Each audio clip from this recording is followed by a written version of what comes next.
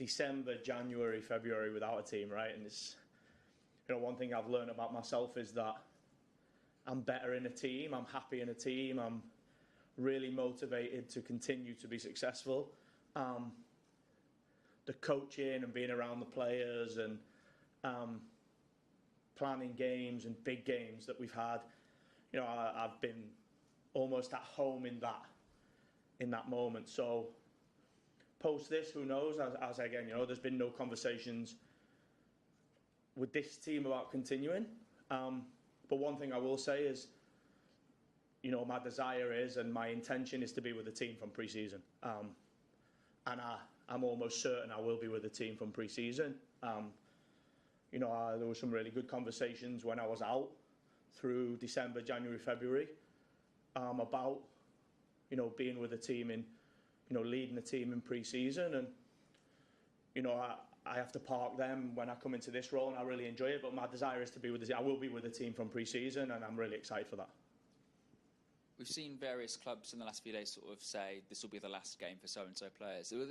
Will Saturday's game be a farewell for some of the players as well this weekend? Yeah, it's almost a follow-on from the last question. There's been no conversations with me about the squad. I couldn't tell you, how this squad will look next season. I've not been involved in any conversations about the future of the team, who will stay, who will leave, who will come in. Recruitment and retention and those things are natural, right? I'm sure every WSL club, Premier League club, will look different next season based off that. But, as far as planning for the future of this team, I haven't been involved in that, so I couldn't tell you. Players you're edging some players back over the last few weeks. Saw Jill Roord come off the bench, and then you lost Layla Wahhabi. So I'm just after a squad update, really. And is there a chance we could maybe see Bunny Shaw, considering I presume she really wants to finish top scorer this season? Yeah, no, she won't be involved. She's not been with the team. She's still in that initial stage of rehab with the medical team. Disappointing to lose Layla. She's been a real top professional, and she's really me as an experienced player in this moment. It was tough to lose an experienced player in a big game like the game against Man United. But it was really positive to get Alex through 90 minutes. Lauren Hemp played 60, so she's now available to play the whole game. Getting Laura in and getting Alba in is hugely positive, right? So there's no new updates in the sense of the likes of Viv and Bunny, but we've got players that are available to start games that weren't and available to play more minutes. So it's positive. It's really important to me that we deliver a strong performance for our fans tomorrow. So to have a strong squad to pick from, that definitely helps. Finally, with no sort of chance of moving up the table, is this a game where you can sort of give some of the younger players or players that haven't had much of a chance this season a full 90 minutes to see what they could do going forward? Yeah, there's an opportunity, but my desire is to finish strong. I think we know that we fell short of the standard we set for our supporters, and I said post Manchester United, right? These things happen in football. You have seasons where you have terrible luck, and you have seasons where maybe you don't hit the level. That it is what it is, right? But what we have to do is deliver a really strong performance. We have to leave our fans with a positive feeling. We have to show them that we have a huge motivation to do better, to have the desire, to be more consistent. So yeah, it is an opportunity to put some younger players in. It's an opportunity to get some game time for players that haven't. But my focus is on approaching this game like we have to win to get Champions League still. I think that is always my mindset and always will be my mindset. Thank you. Tom? Hi, Nick. Nice to see you.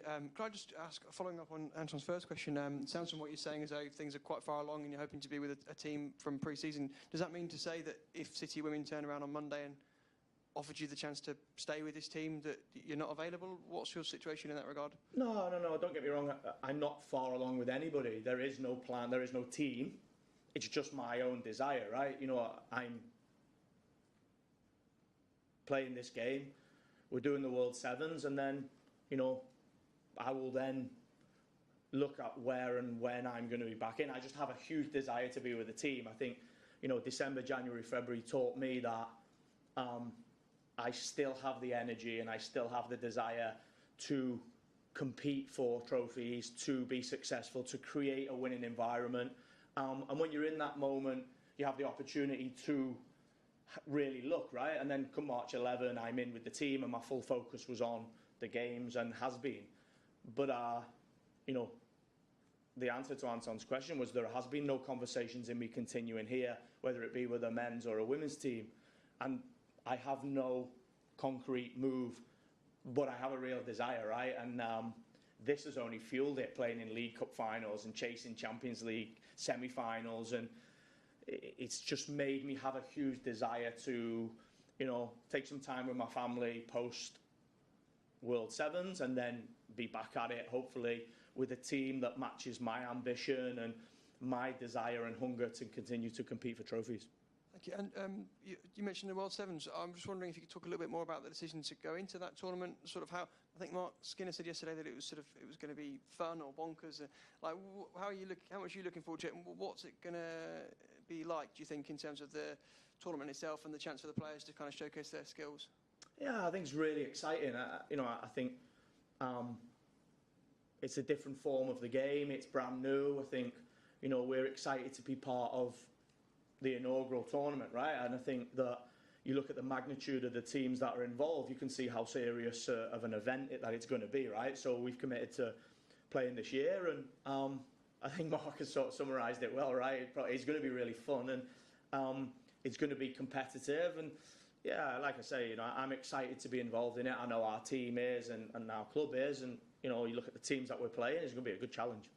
Please, could I ask about your opponents tomorrow, Crystal Palace? I'm particularly wondering what you've made of it, maybe compared to when you were in the league before. We've seen various teams that dropped down, like Yeovil, for example, or different teams that were lower on the points ranking than Palace. But where do you think the gap is now between the teams coming up and the teams going down, and how much sympathy do you have for Palace this season with how they've sort of got more points than some who've gone down, but still haven't quite had enough?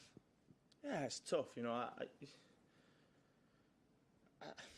I think it's twofold, right? I think the fact that Palace have more points shows the growth of the league, shows how competitive the league is getting. I think you can see, you know, we've had some really tough games against Brighton and Everton, and so the league is definitely, from my time, 2019, and then coming back now, the league is definitely getting stronger. I think I'm excited to see London in the league next year. You can see what they're doing, what the ownership group and the team is doing there.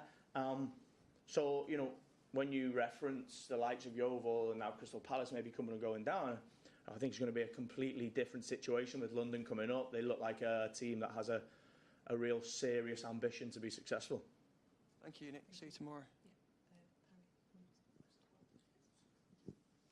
Hi, Nick. We see this Saturday's game sort of kind of dedicated to the fans. It's kind of a real celebration of their support. Just from since you come into till tomorrow, what have you made of the fans backing, and how nice has it been for you to sort of lead a team in front of those fans again? Yeah, it's been everything to me. You know, I've had some really, really special games as the head coach of this team in my previous tenure, and the Chelsea Champions League game here is well embedded in that, because the support that we received in the game and the support that we received post-game, you know, it's a special moment. It's why this team is really ingrained in me and my family's life, and these supporters are, you know, a huge part, if not the main part of that. So it's been a real proud privilege to lead this team again. I take the responsibility really, really serious, and that's why, you know, my disappointment in not being able to deliver Champions League, deliver a trophy, you know, has really fueled my motivation for continuing to be successful. I said it straight off the pitch in Manchester United, in Old Trafford, that this game we have to deliver a performance for the fans, and it has to be, you know, whether you are here, you're not here, whether you're in the team, you're out the team, whatever the evolution of this team is, the focus is on this game against Crystal Palace and making sure the performance is at the level that we can deliver for those, you know, the fans. Cheers, thank you. Thank you. We'll go to Zoom now. Elizabeth, if you have a question. Hi, Nick. Hope you well. Just a question on the fans from us. We've noticed that City's home attendance has actually gone down a little bit this season. I was just wondering if you had any kind of reasons or thoughts on that and why maybe that's happened. No, I will always say that the performances that we deliver on the pitch, the product that we put out there, the desire, the commitment, you know, what we give has to be for the fans. And, you know, I'll say again, that Chelsea game was one that, for me, was a real special occasion. You know, I think for us as staff, players, head coach, leaders, we have to deliver that week in, week out, whoever plays here. And we have special fans, right? I have full confidence that what we will deliver here on the pitch and off the pitch will continue to be a real special experience. And just kind of across the league and compared to your, previous stint in charge, have you noticed changes in the crowds? Is there kind of a noticeable difference?